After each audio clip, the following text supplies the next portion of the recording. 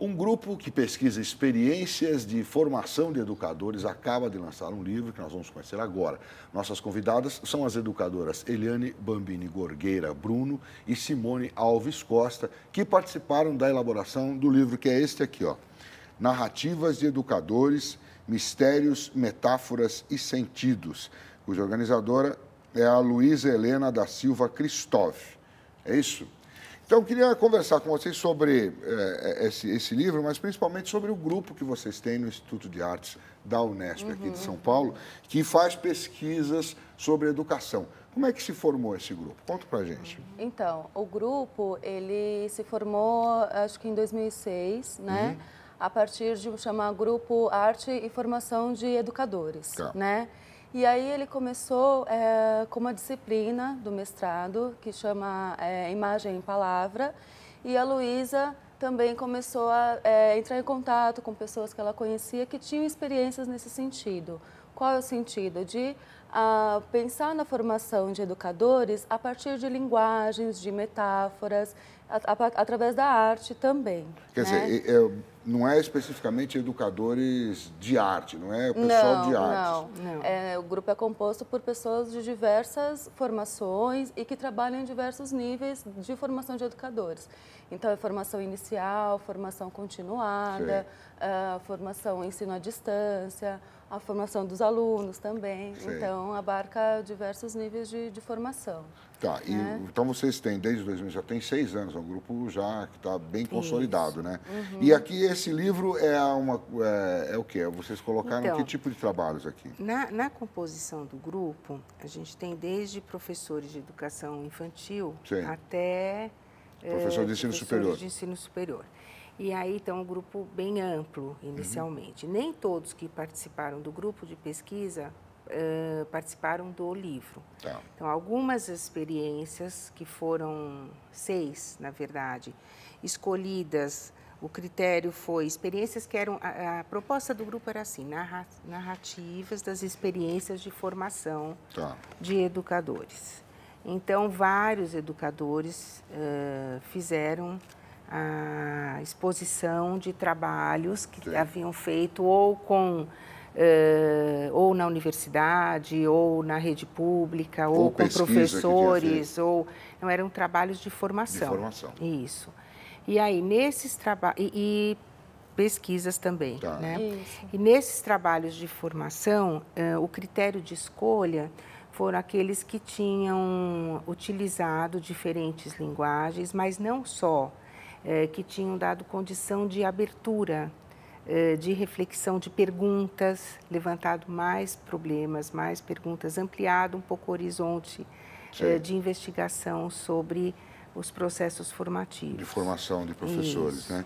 Então, aqui tem, só para a gente ter uma ideia aqui do que tem aqui, quer dizer, tem pedagogia da autonomia na formação inicial de educadores, a história de uma parceria, linguagens e experiência na formação de professores por meio de videoconferência. Vocês foram buscar linguagem, leitura e escrita, um projeto interdisciplinar, do problema da técnica do ensino do desenho. Quer dizer, foram problemas que as pessoas resolveram e trouxeram suas experiências aqui, é isso? Não, então, essas narrativas, todas elas, né, que ao final tem um fechamento, lendo, né, essas narrativas, qual é o mistério, né, do educar? O que tem aí no educar? Tem um mistério. Qual é o mistério que faz com que uma formação seja transformadora, né? Seja boa, dê certo ou não dê certo. Que transforme, né? Assim, ou que traz alguma coisa tanto para o formador quanto para quem está nesse processo de formação. Então, é isso que a gente tenta ler nessas narrativas, assim, que existe um mistério. Qual que é esse mistério? Né? Que nas narrativas tem a interação entre as pessoas ali, a abertura, palavras de abrir que a gente fala, né? Quais são essas palavras que abrem o pensamento?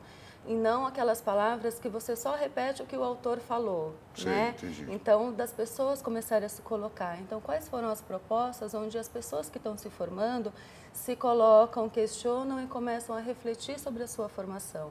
É aí que tem a transformação, né? Quando você começa a pensar sobre a sua formação, quando você começa a pensar sobre a sua prática, né?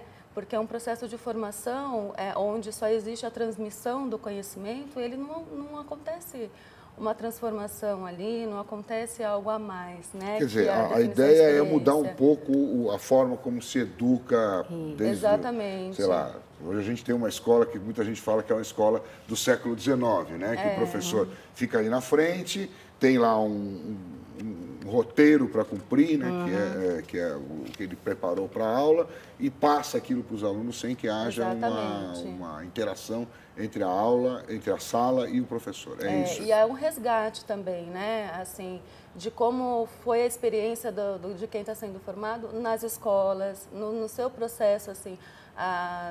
Por exemplo, o primeiro capítulo que fala sobre a formação inicial, houve todo um resgate sobre a história alunos, de vida dos alunos. Isso então, é interessante. Isso é parte do processo, né, de formação de professores, né? Lembrar como você... Foi o seu processo de formação. Exatamente. Pensar assim, nos modelos aluno, que você seguiu, os modelos que quando eu crescer eu quero ser desse jeito, né?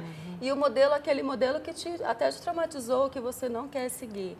Então, assim, é dessa maneira que você acaba fazendo com que o educador, ou numa formação inicial, ou numa formação continuada, pense sobre sua prática, né? Assim, porque pela sua memória, aí você trabalha com sentidos, né? Com as metáforas fazem com que traz esse sentido para o educador, né? Então, às vezes, quando você só lê um texto, você não consegue expressar aquilo que você está pensando. Quando você pede, por exemplo, para você relacionar um texto com uma imagem, por exemplo, com um gesto, com uma música, né, que são as linguagens aí, que a gente se utiliza da literatura também, você começa a mudar um pouquinho essa forma de pensar e abrir um pouquinho as ideias desse formador e dessa pessoa que está em formação. Né? E isso vale para todo mundo, né?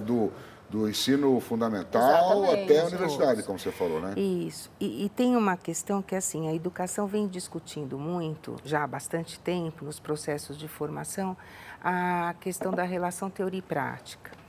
Nós, no grupo, discutimos a superação já dessa questão, né? A superação dessa discussão. Porque ela já foi muito esgotada, ela já foi muito...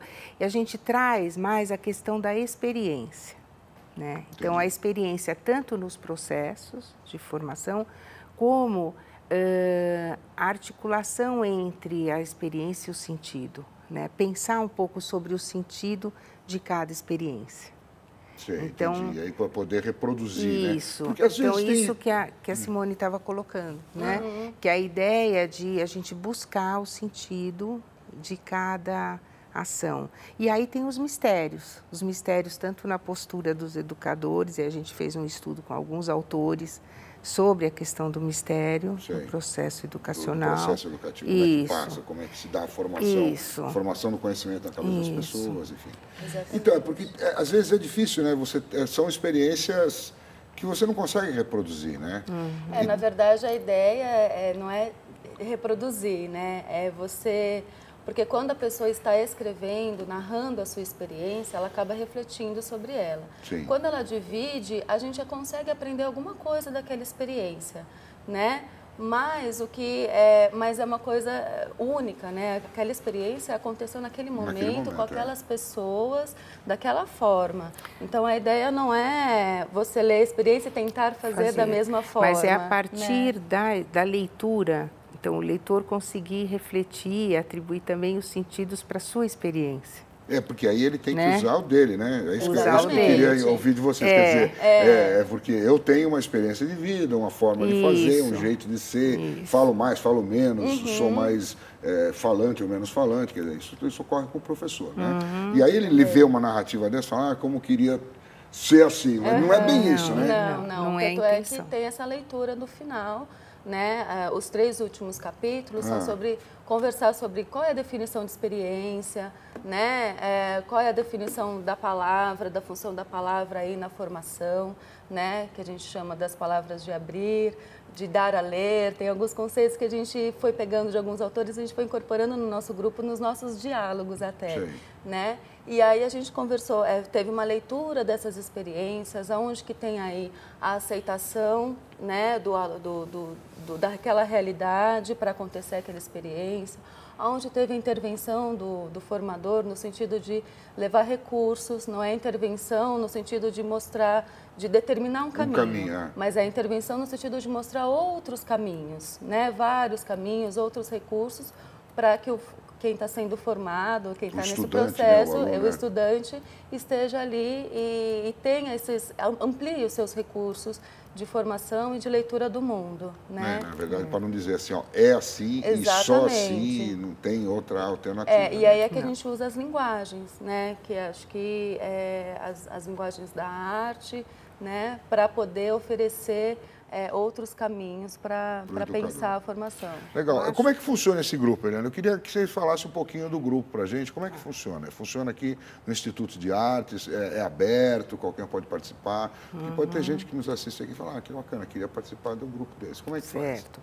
Não, o grupo, nesse momento, houve um momento no início que ele foi totalmente aberto, né? Então, aberto para educadores, claro, tanto pessoas que estavam fora e faziam um processo de formação continuada ou inicial e tal, e que tinham uma afinidade com a proposta de pensar em formação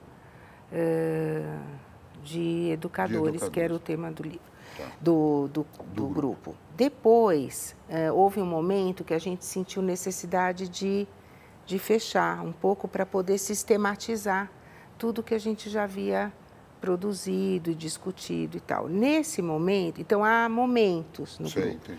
Nesse momento, nós somos um grupo de umas 8 a 10 pessoas e a gente tenta elaborando um plano de continuidade aí na pesquisa para o semestre, para o ano que vem, mas em cima de conceitos, de coisas que já foram aparecendo no universo da educação e da nossa discussão para aprofundar. Exatamente, quer dizer, o caminho agora é mergulhar no que vocês já levantaram. Então, e além disso, né, a gente está com um plano, a gente se reúne uma vez por mês, né, na Unesp, e para o ano que vem a gente está com uma proposta de reunir as coisas que a gente vem pesquisando, porque depois desse livro já tem mais coisa que a gente foi descobrindo e pesquisando.